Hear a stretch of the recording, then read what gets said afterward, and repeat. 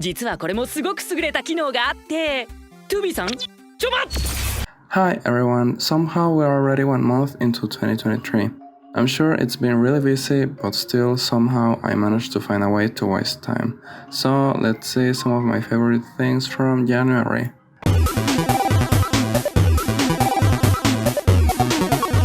I think drinking a lot of soda before and during a 3-hour movie called The Way of Water was not a good idea. After spending the last half hour of the movie sitting in different positions, trying to trick my brain into believing I didn't have to go to the bathroom, I managed to appreciate how beautiful the movie was. Unlike the first one, I actually cared about the main characters, and while it's not the best story in the world or something, the animation and beautiful landscapes makes this movie worth the wait. My only issue with it was the inconsistent frame rate.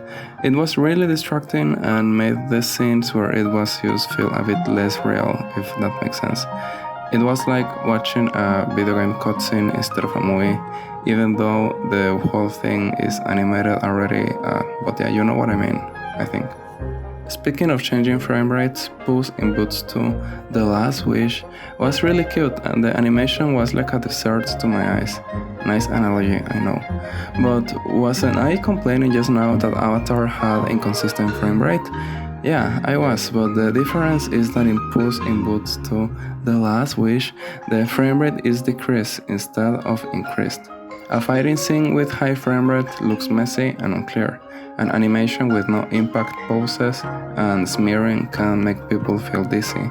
Unlike Avatar, Puss in Boots 2, The Last Wish borrows from other styles of animation, choosing instead to use lower frame rate and add impact and purpose to every pose and animation flourish.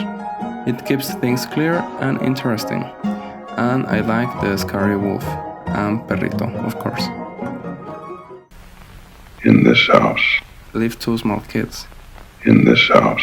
Those kids are left alone. In this house. Windows, doors, and other things start to disappear. There is something in this house. The feeling of being afraid of dark places in our house has never felt so intense. What does a child even do when confronted with things we can't understand? Skinamarink is a movie I'm sure most people will absolutely hate. It's slow, it's confusing, and it barely has a story. But inside this weird movie, it's the scariest experience I've found in a long time. If you're interested in horror and experimental films, I recommend you watch Skinamarink in the middle of the night with your lights off and headphones. And I dare you not to think of this movie every time you're home alone at night.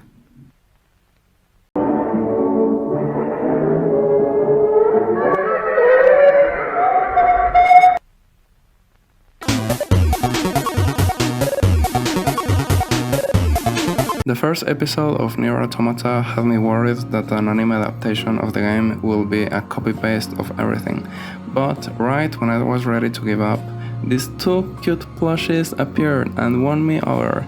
So I saw the second episode and all my worries went away.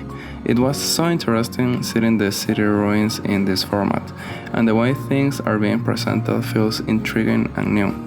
And I'm especially happy they are keeping the perfect soundtrack from the game for this adaptation. And just when I thought I couldn't be more excited, the 2 cute plushies appear again.